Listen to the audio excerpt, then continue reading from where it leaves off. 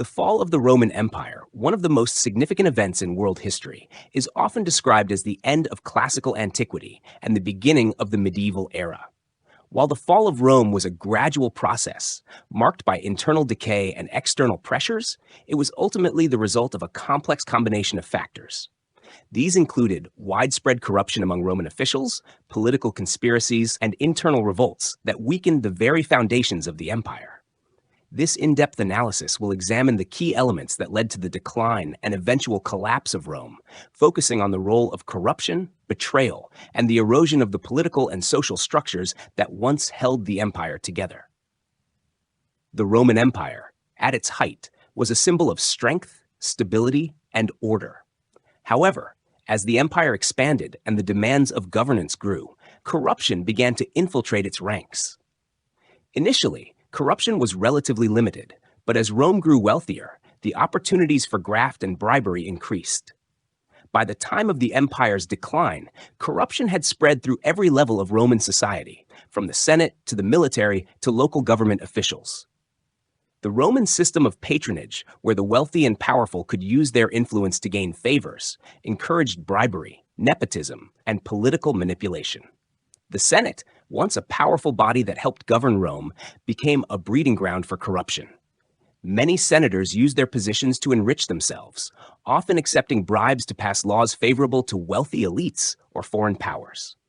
In the military, generals were often more concerned with their own wealth and power than with loyalty to the emperor.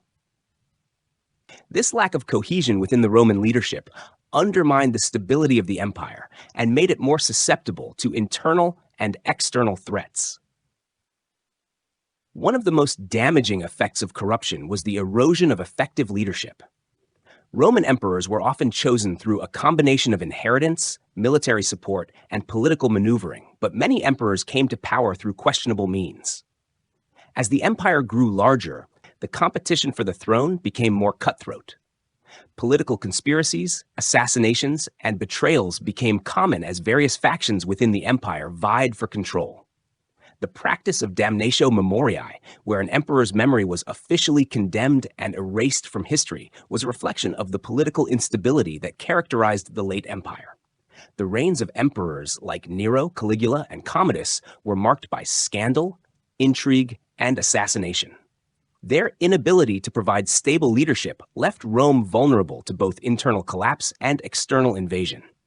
Moreover, the imperial succession system, which lacked clear rules for succession, led to frequent power struggles. This instability allowed corrupt officials and military commanders to take advantage of the system and exert their influence. In the 3rd century CE, the empire was plagued by the crisis of the 3rd century, where there was a rapid succession of emperors, many of whom were overthrown or assassinated within a short period of time. Corruption was not confined to politics alone. It also seeped into Rome's economic systems. The empire's wealth, once derived from its conquest of new territories and its vast agricultural production, began to dwindle as corruption took hold. The ruling elite, including the emperor and the senatorial class, hoarded wealth and power, while the common people and soldiers were left to suffer. The lavish lifestyles of Rome's wealthy elite contrasted sharply with the conditions of the majority of the population, leading to economic inequality. While the rich lived in opulence, they became increasingly disconnected from the struggles of the average Roman. Wealthy senators used their influence to secure land and resources, often at the expense of the common people. Meanwhile, taxes became more burdensome, and the empire's currency devalued as inflation soared. As a result, the empire's economic system weakened. The once thriving agricultural economy, which relied on slave labor, began to collapse as the availability of slaves decreased. The military, which was reliant on the state's financial resources, also suffered. The inability to pay soldiers led to unrest in the ranks, and mercenaries, who were often less loyal to Rome, replaced the traditional legions. The economic decline and concentration of wealth in the hands of a few contributed to the empire's instability and eventual collapse. One of the key pillars of Roman power was its military. For centuries, the Roman legions had been the backbone of the empire, ensuring its expansion and maintaining order within its borders. However, by the 3rd and 4th centuries CE, The military began to suffer from corruption, disorganization, and lack of loyalty to the emperor. The vast size of the empire required a large standing army, but maintaining this force became increasingly difficult as the empire's financial resources dwindled. The Roman military also became more dependent on mercenaries, who were often foreign fighters with little allegiance to Rome.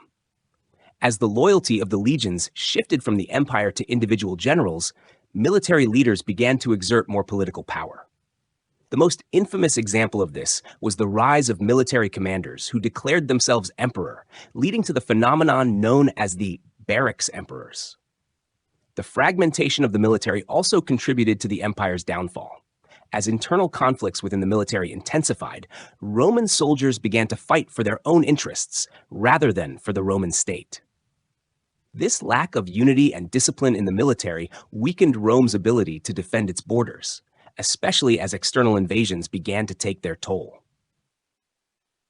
The Roman Empire's political corruption was not only a problem within the government and military, but also within society at large. As Rome grew more corrupt, it became increasingly divided along social, economic, and regional lines.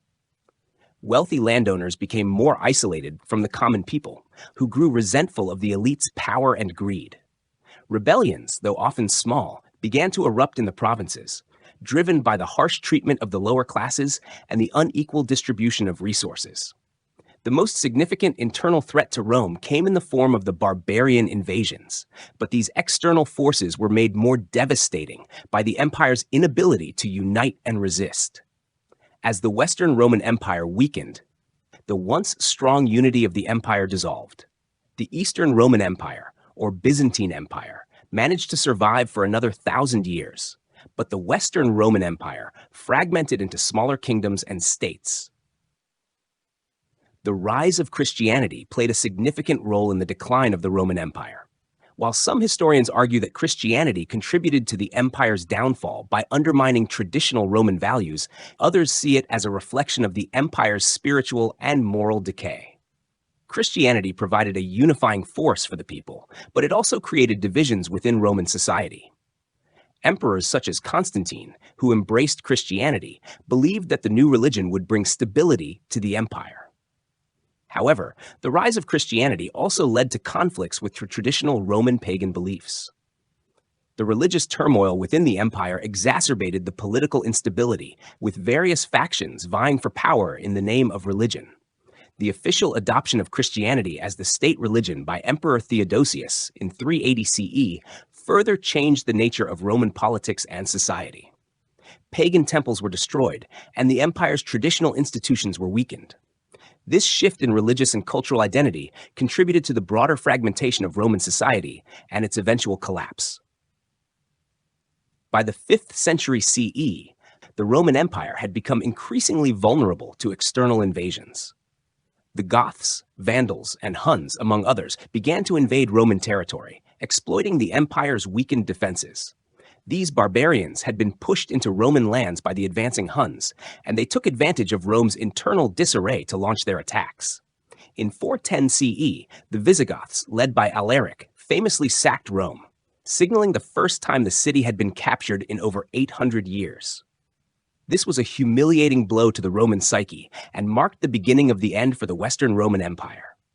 In 455 CE, the Vandals further sacked Rome, and by 476 CE, the last Roman emperor, Romulus Augustulus, was deposed by the Germanic general Odoacer, marking the formal collapse of the Western Roman Empire.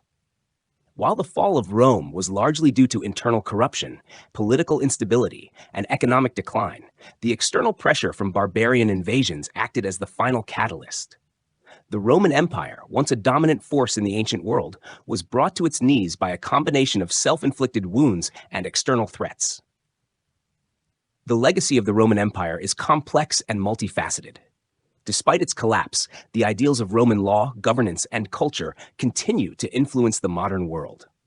The story of Rome's fall is not just about the decline of an empire. It is about the corrupting influence of power, the fragility of even the greatest civilizations, and the lessons that can be learned from history. The rise and fall of Rome serve as a powerful reminder of the need for effective leadership, ethical governance, and the dangers of internal divisions.